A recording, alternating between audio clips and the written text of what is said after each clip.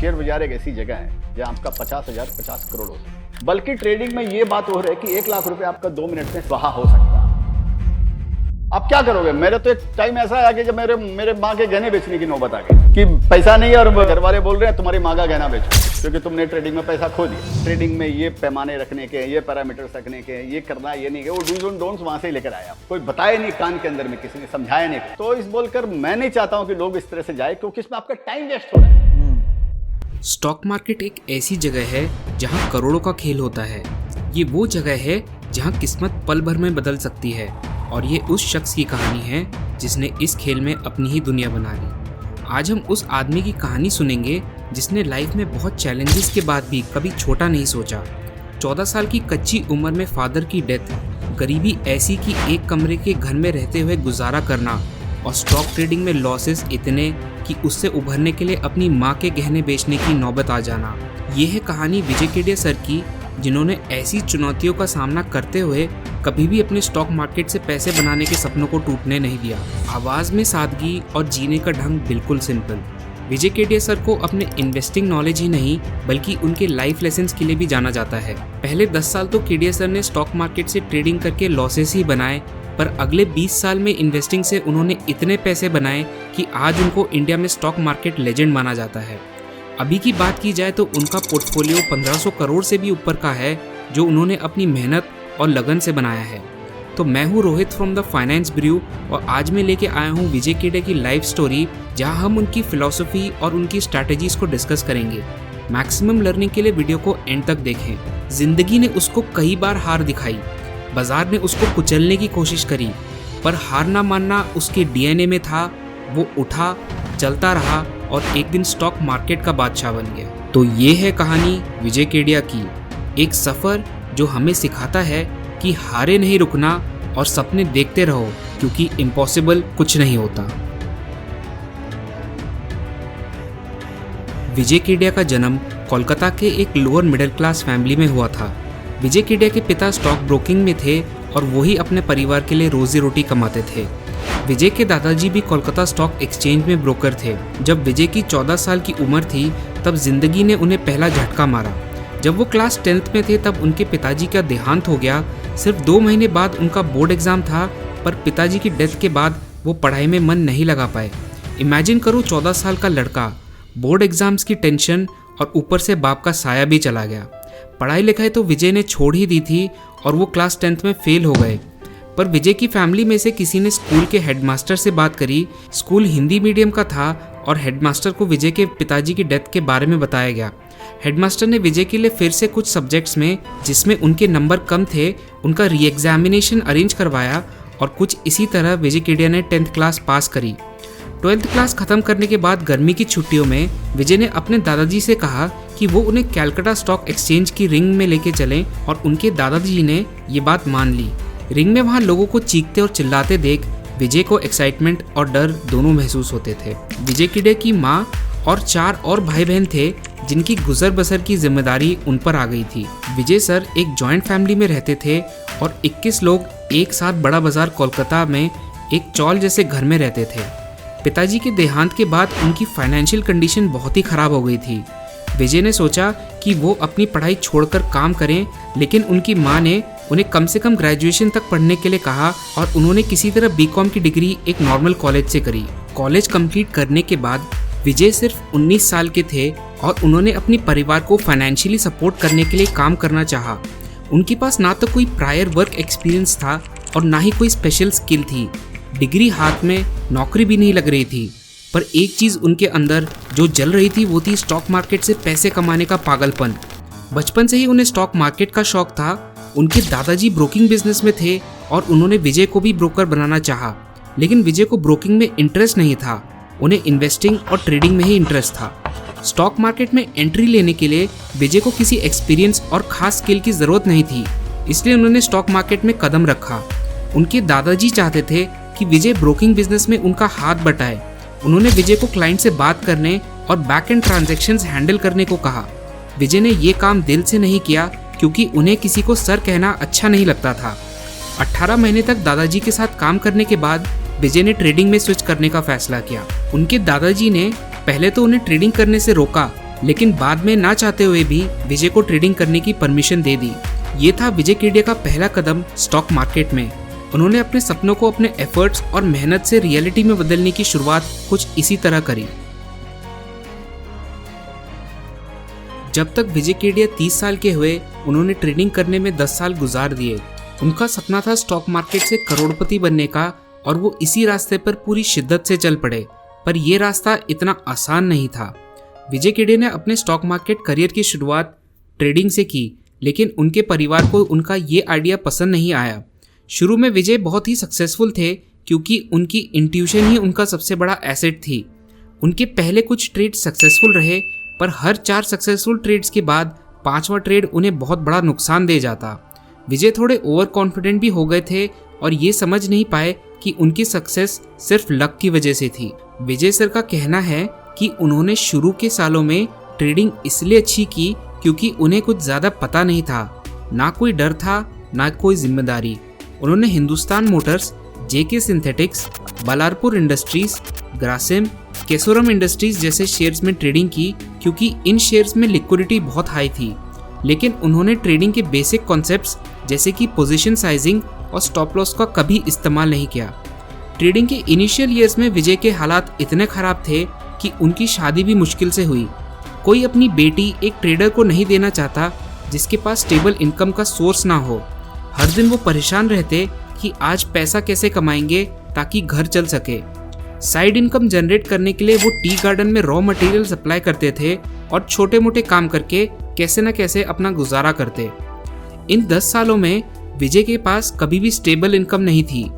वो दिन भर ट्रेडिंग करते, कभी इंट्राडे तो कभी पोजिशनल। एक टाइम तो ऐसा आया कि उनकी वाइफ ने अपने बच्चे के लिए दूध का पाउडर मांगा जो उस टाइम केवल 14 रुपए का आता था। लेकिन विजय के पास इतने पैसे भी नहीं थे कि वो अपने बच्चे के लिए दूध का पाउडर खरीद सके। उस टाइम उनकी पत्नी ने घर के कोने कोने से सिक्के इकट्ठा करके दूध का पाउडर खरीदा। मेरे पास में मेरे लड़के के लिए 14 रुपया का दूध का डब्बा खरीदने के लिए नहीं था मेरे पास। आप वो एडवर्सिटी में जाना चाहोगे, आप वो एडवर्सिटी देख सकते हो क्या? मेरे तो पीछे आगे 5 ने पीछे पौवा, मेरे आगे पीछे कोई नहीं था, तो मैंने तो वो चीज देख ली। आप वो चीज देख सकते हो क्या?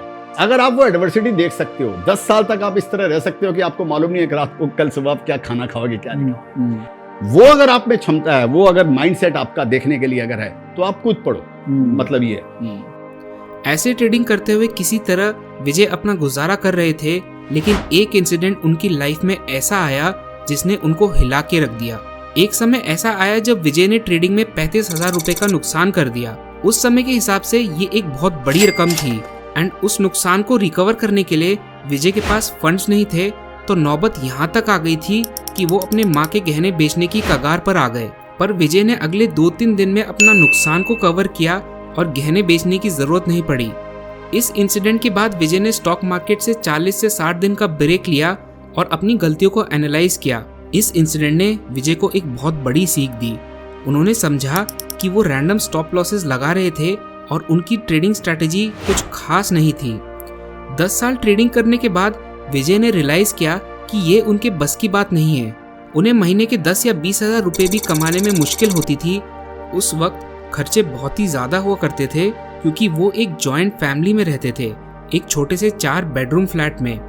15 और लोग मिलकर रहते थे और सब एक ही टॉयलेट शेयर करते थे। ऐसे हालात में अब उन्होंने सोचा कि अब उन्हें कुछ हटके करना पड़ेगा ताकि घर चल सके।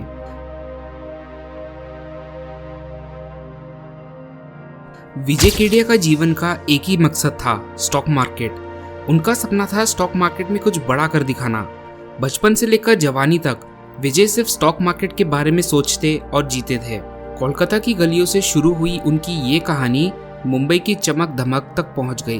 विजय ने अब मुंबई जाने का मन बना लिया था क्योंकि इंडिया का स्टॉक मार्केट का दिल मुंबई के दलाल स्ट्रीट में था। उन्होंने कोलकाता को अलविदा कहा और दलाल स्ट्रीट की राहों पर चल पड़े। एक दोस्त के जरिए उन्हें बॉम्बे स्टॉक एक्सचेंज में एक नौकरी मिल गई। मुंबई आने के बाद विजय ने पहले मलाड में एक छोटा सा कमरा किराए पर लिया। विजय उस टाइम हर दिन मलाड से चर्चगेट तक ट्रेन से सफर करते, लेकिन मुंबई की भीड़ भरी लोकल ट्रेन्स विजय के लिए नई थी। चौथे दिन ही वो इतने बेचैन और क्लॉस्ट्रोफोबिक हो गए कि ट्रेन से उतरकर वो सीधा कोलकाता वापस चले गए। विजय ने सोचा कि शायद मुंबई उनके लिए नहीं है, वो कोलकाता वापस चले गए और मुंबई के चैप्टर वहीं बंद हो गया। लेकिन कुछ महीने कोलकाता में रहने के बाद विजय ने अपने आप से एक बात करी। उन्होंने बोला कि मैं अपनी किस्मत खुद लिखूंगा और किसी का इंतजार नहीं करूंगा। उन्होंने फैसला किया कि मुंबई के समुद्र में डूबना कोलकाता की हुगली नदी में डूबने से बेहतर है, यानी कि अब जो भी उनकी जिंदगी में होगा वो मुंबई में ही होगा। उन्होंने हिम्मत इकट्ठी करी और मुंबई लौट आए। मुंबई में अपना नया सफर शुरू करते हुए विजय कई छोटे मोटे घरों में रहे और वहीं स्ट्रगल किया। उन्होंने कभी कोलकाता वापस जाने का नहीं सोचा, क्योंकि अब मुंबई ही उनका सब कुछ बन चुका था। उनका सफर आसान नहीं था और ना ही उन्होंने कभी हार मानी। हर दिन नए चैलेंजेस, नए एक्सपीरियंसेस, लेकिन उनका सपना वही, स्टॉक मार्केट में कुछ बड़ा करने का। मुंबई की हर गली, हर रास्ता उनके जीवन का हिस्सा बन गया। विजय खेड़े की कहानी मुंबई में लिखी जा रही थी और उन्होंने अपने इरादे को कभी कमजोर नहीं होने दिया। इस टाइम साल हो चुका था 1990 का और अब विजय केडिया मुंबई आए एक नया सपना, नई उम्मीद और नई उमंग लेकर। पिछले 10 सालों की ट्रेडिंग के तजुर्बे ने उन्हें कुछ अनमोल चीजें सिखा दी थी।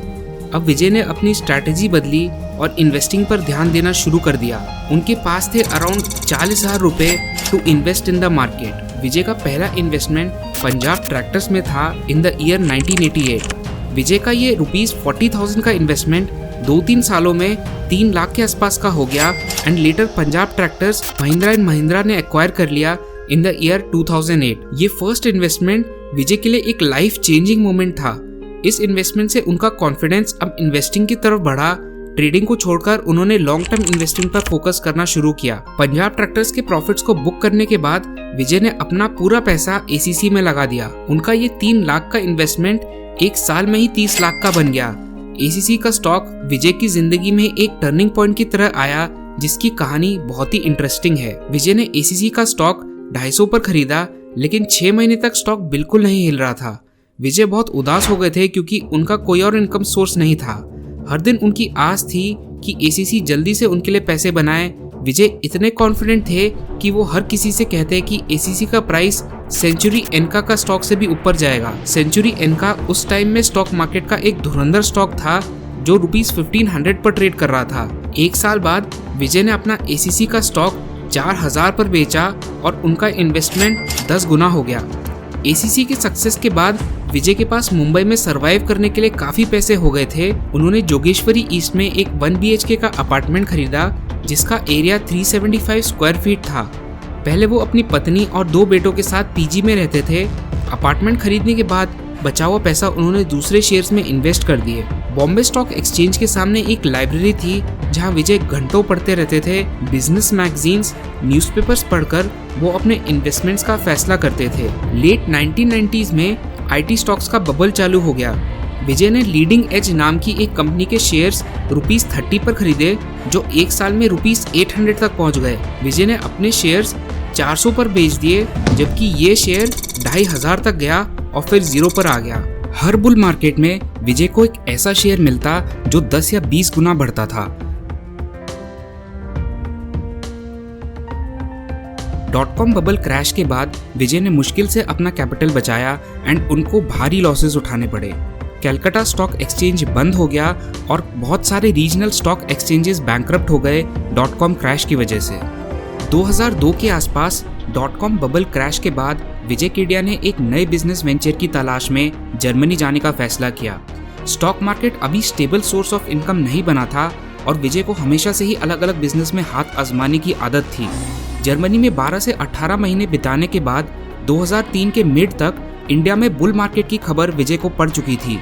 विजय को समझ आ गया था कि ये एक बड़ी अपॉर्चुनिटी है। उन्होंने तुरंत वापस इंडिया आने का फैसला किया। जो भी पैसे उन्होंने जर्मनी में कमाया था उससे अच्छे क्वालिटी के स्टॉक्स खरीदने का सोचा। 2003 के दौरान विजय ने अतुल ऑटो, एजिस लॉजिस्टिक्स और सेरा सैनिटरी वेयर के स्टॉक्स खरीदे। ये तीनों स्टॉक्स विजय की किस्मत को पूरी तरह बदल के रखने वाले थे। 2003 से 2014 के दौरान ये स्टॉक्स विजय को 100 गुना रिटर्न देके गए। अब विजय को अपने सपने सच होते हुए दिखने लगे and he made crores of money in the stock market by the end of 2014। अब विजय केडिया स्टॉक मार्केट के लेजेंड बन गए थे। उनका नाम सब जगह सुनाई देने लगा। 2009 में उन्हें एक मिल्क कंपनी खरीदने का मौका मिला जो पाउडर्ड मिल्क बनाती थी। जिंदगी ने एक पूरा सर्कल कंप्लीट किया और विजय ने वो कंपनी अपनी वाइफ को गिफ्ट कर दी। उनकी ये जर्नी चैलेंजेस से भरी थी, लेकिन उनकी पेशेंस, परसिवरेंस और ग्रिट ने उन्हें कभी स्टॉक मार्केट से दूर नहीं होने दिया। आगे बढ़ने से पहले मैं आपको फाइनेंस ब्रू नॉलेज इनिशिएटिव के बारे में बताना चाहता हूँ। इस इनिशिएटिव का मेरा एम है कि जितने भी लोग हमारे यूट्यूब चैनल से जुड़े हैं वो स्टॉक मार्केट के बारे में अपनी स्किल और नॉलेज को बढ़ाएं। हमेशा से हमारा यही एम रहा है। बहुत से सब्सक्राइबर से अक्सर ये सवाल आता है कि स्टॉक मार्केट में अपना नॉलेज और स्किल कैसे बढ़ाएं और कंसिस्टेंटली मल्टीबैगर रिटर्न्स कैसे जनरेट करें। इसका एक ही जवाब है, बुक्स। जितना आप बड़े बड़े इन्वेस्टर्स की बुक्स पढ़ेंगे और इन्हें समझेंगे उतना ही स्टॉक मार्केट में रिटर्न्स जनरेट करना आसान होगा। दिग्गज इन्वेस्टर्स जैसे कि Warren Buffett, Bill Ackman, Benjamin Graham and Mohnish Pabrai अपनी रीडिंग हैबिट्स के लिए जाने जाते हैं। इनकी बुक से आपको वैल्यूएबल इंसाइट्स मिलेंगी जो आपको स्टॉक मार्केट में सक्सेस की तरफ ले जाएंगी। इसी बात को ध्यान में रखते हुए मैं आपके लिए लेकर आया हूँ एक exclusive bundle of 15 e books on stock market. ये ई बुक्स आपको कॉम्प्रिहेंसिव नॉलेज प्रोवाइड करेंगी, चाहे आप बिगिनर हो या एडवांस्ड। हमने इन्हें 3 कैटेगरीज में बांटा है, बिगिनर, इंटरमीडिएट एंड एडवांस तक, ताकि आपको हर लेवल पे बेस्ट गाइडेंस मिल सके। अगर आप अमेज़ॉन पे जाके ये बुक्स खरीदेंगे तो हार्ड कवर में इनकी कॉस्ट आपको 38,000 तक पड़ सकती है, लेकिन मैं इन्हें आपके लिए लाया हूँ बहुत ही अफोर्डेबल प्राइस में। डिस्क्रिप्शन में दिए गए लिंक पे क्लिक करके आप इन्हें चेकआउट कर सकते हैं। बुक्स की लिस्ट भी वहाँ मिल जाएगी। तो देर किस बात की, अभी डिस्क्रिप्शन पे जाएं, लिंक पे क्लिक करें और अपनी स्टॉक मार्केट नॉलेज को नेक्स्ट लेवल पर ले जाएं। तो चलिए वीडियो को कंटिन्यू करते हैं।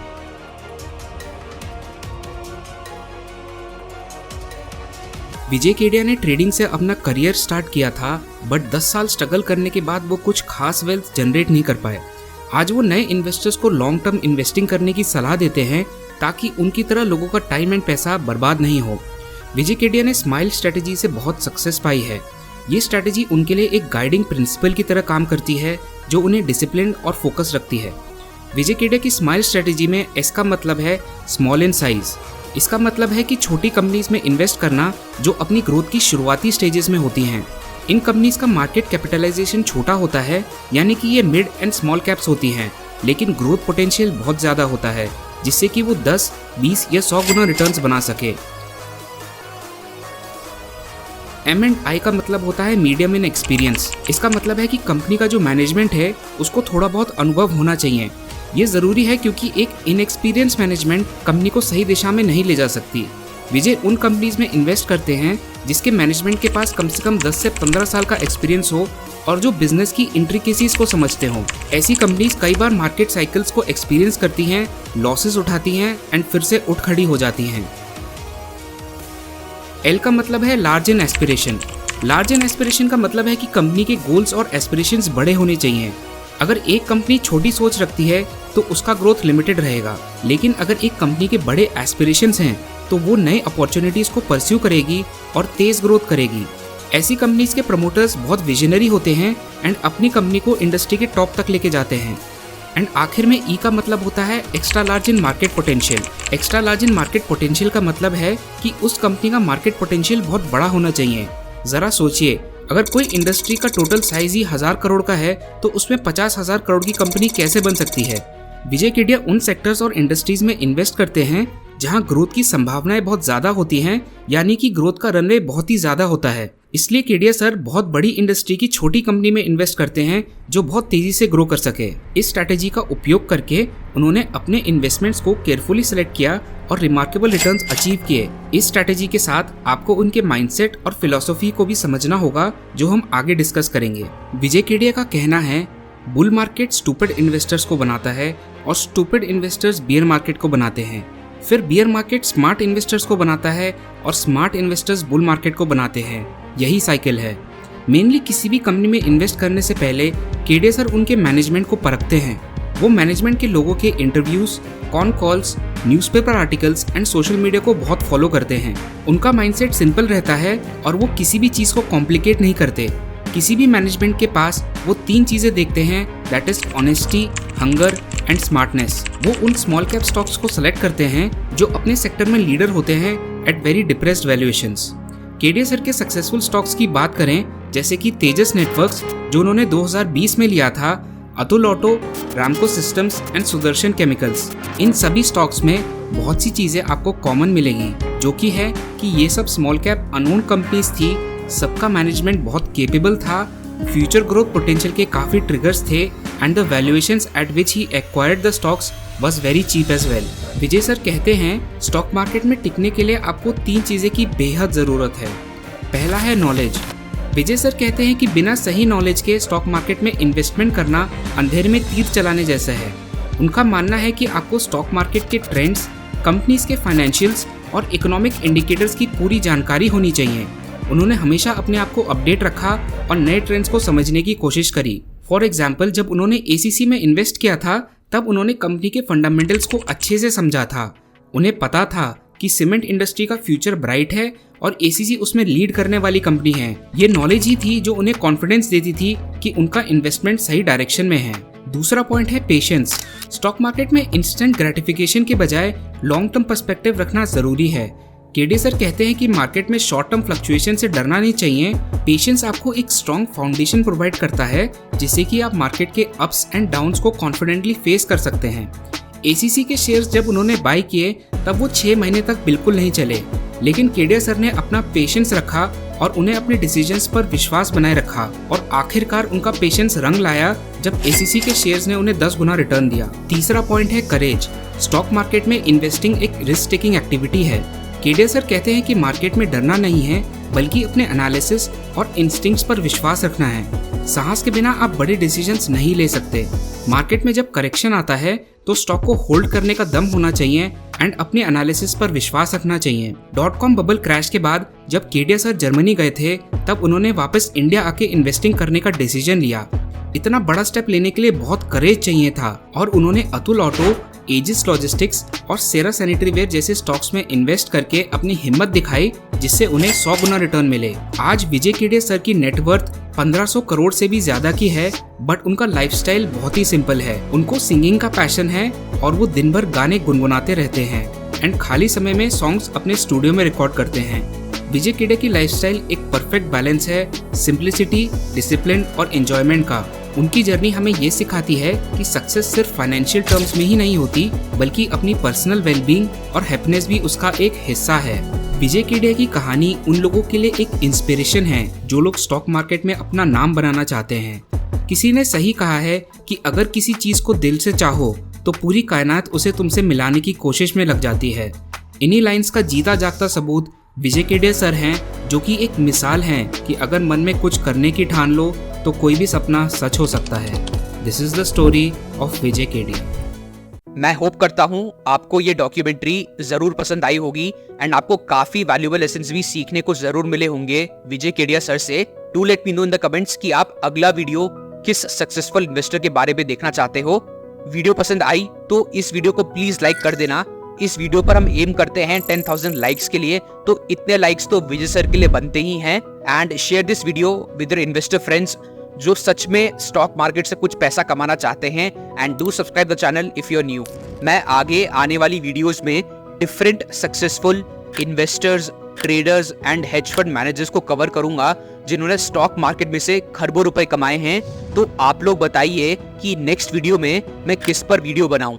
आपकी चॉइसेस हैं स्टीवन श्वार्ज़रमैन जो ब्लैकस्टोन ग्रुप के मालिक हैं, चार्ली मुंगेर जो वॉरेन बफेट के सबसे बेस्ट फ्रेंड एंड एक सक्सेसफुल इन्वेस्टर थे, Jesse Livermore who is considered to be one of the greatest trader that ever lived on this planet, Ray Dalio who is the founder of Bridgewater Associates, one of the largest hedge fund in the world, Nikhil Kamath who is the founder of Zerodha और Jim Simmons who was the founder of Renaissance Technologies। मुझे आप लोग अपने opinion नीचे comment section में जाके बताइए and अगर आपके पास मेरे लिए कुछ और इंपॉर्टेंट सजेशन है तो प्लीज वो भी बताइए।